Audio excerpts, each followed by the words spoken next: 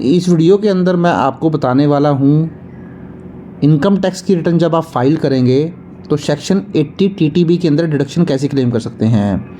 तो अगर आप एक सीनियर सिटीज़न है तो इसका बेनिफिट आपको मिलता है। तो सबसे पहले तो सेक्शन 80 टीटीबी के अंदर कितना बेनिफिट मिलता है, किस तरीके की इंटरेस्ट की इनकम का बेनिफिट मिलता है, वो मैं बता देता हूँ। उसके बाद हम ITR फाइलिंग पे चलेंगे।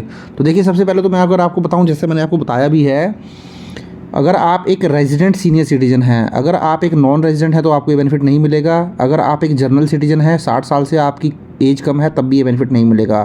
तो आप केवल और केवल रेजिडेंट सीनियर सिटीज़न होने चाहिए, तो आपको 50,000 तक की इंटरेस्ट की इनकम का बेनिफिट मिल जाएगा। अब किस किस तरीके की इंटरेस्ट की इनकम यहाँ पे कवर हो गई। अगर आपका कोई सेविंग अकाउंट है, सेविंग अकाउंट का मतलब ये है आपका वो पोस्ट ऑफिस में भी हो सकता है, किसी बैंक में भी हो सकता है।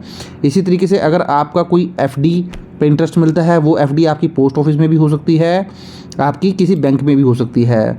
कोई रेकरिंग डिपॉजिट पे इंटरेस्ट आपको मिलता है। इसी तरीके से पोस्ट ऑफिस डिपॉजिट इंटरेस्ट, मैंने आपको बताया पोस्ट ऑफिस में किसी भी तरीके का डिपॉजिट हो उस पर आपको इंटरेस्ट मिलता हो। कोई कोऑपरेटिव बैंक से इंटरेस्ट मिलता हो, सोसाइटी से इंटरेस्ट मिलता हो जो कि बैंकिंग बिजनेस में हो। तो आप ये बोल सकते हैं कि अगर आपका कोई इंटरेस्ट बॉन्ड से मिला है, डिबेंचर से मिला है, NCD से मिला है, कंपनी में कोई FD करा रखी है, तो ये जो मैंने ऊपर आपको सेविंग बैंक अकाउंट में जो इंटरेस्ट है, FD पे इंटरेस्ट है, पोस्ट ऑफिस से इंटरेस्ट है, रेकरिंग डिपॉजिट से इंटरेस्ट है, कोऑपरेटिव बैंक से इंटरेस्ट है, केवल इनका ही बेनिफिट 50,000 तक का आपको मिलने वाला है। इसके अलावा कोई इंटरेस्ट की इनकम है तो उसका बेनिफिट आपको नहीं मिलेगा।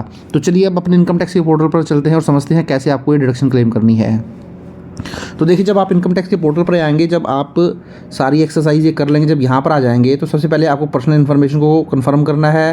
तो इसके ऊपर आप क्लिक कर दीजिए। तो देखिए, जैसे ही आप क्लिक करेंगे तो आपको थोड़ा सा नीचे स्क्रॉल डाउन करके आ जाना है। ऊपर आपको कॉन्टैक्ट डिटेल वगैरह नजर आएंगी, पर्सनल इन्फॉर्मेशन नजर आएगी।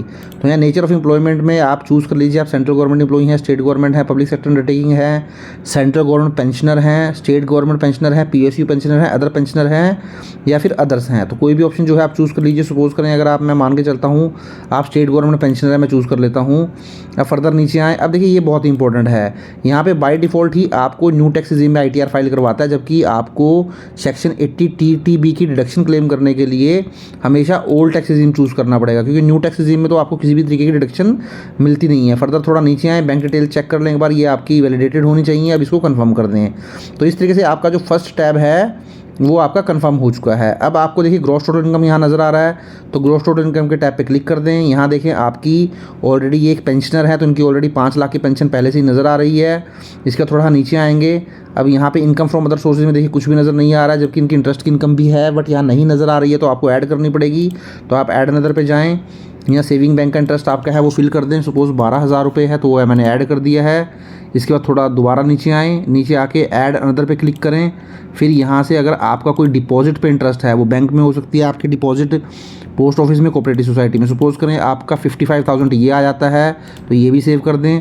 तो इस तरीके से आपका टोटल इंटरेस्ट 67,000 का आ चुका है। इसके अलावा यहाँ देख लें कुछ और ऐड करना चाहते हैं तो आप ऐड कर सकते हैं। तो 67,000 का आपका इंटरेस्ट हो गया। अब थोड़ा नीचे आएँ, अब इसको कन्फर्म करें और इसको सेव कर दें।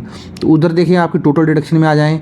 जैसे ही मैं टोटल डिडक्शन पे ऊपर क्लिक करूँगा, देखिए आपको यहाँ पे 80 TTB में आ जाना है। नीचे आएँ, स्क्रॉल डाउन करते हुए नीचे आए, सारी डिडक्शन आपको यहाँ नज़र आ रही है। अब देखिए ये आपका आ गया 80 TTB इंटरेस्ट ऑन डिपॉजिट। देखिए यहाँ पर 14,791 आ रहा है, आप इसको चेंज कर लें। यहाँ जो आपकी टोटल इंटरेस्ट की इनकम आपने डाली थी 67,000 आप फिल कर लें। बाय डिफ़ॉल्ट ही देखिए आपको 50,000 कर देगा, क्योंकि amount eligible for deduction under section TTB 50,000। तो आपको जो बेनिफिट मिलता है मैक्सिमम 50,000 तक का बेनिफिट मिलता है। 50,000 से ज़्यादा का बेनिफिट आपको मिलेगा नहीं। अगर आपका इंटरेस्ट सपोज करें यहाँ पर केवल 10,000 ही होता या 14,000 होता, मैं 50,000 से कम होता, तो फिर आपको ये उतना ही बेनिफिट मिलता, 15,000 का ही मिलता। तो आप बोल सकते हो 50,000 और actual interest which ever is lower का बेनिफिट आपको मिलेगा। तो आप इसको सेव कर दें। तो यहाँ पे आप क्या आएंगे, आपकी देख सकते हैं 67,000 आपकी इनकम थी, 50,000 आपका डिडक्शन मिल जाएगी, तो 17,000 आपको इंटरेस्ट की इनकम जो है टैक्सेबल हो जाएगी। आप इसको कंफर्म करें। इस तरीके से आपकी डिडक्शन भी कंफर्म हो चुकी है। इस तरीके से बाकी ITR जो है आप फाइल कर सकते हैं। Thank you very much.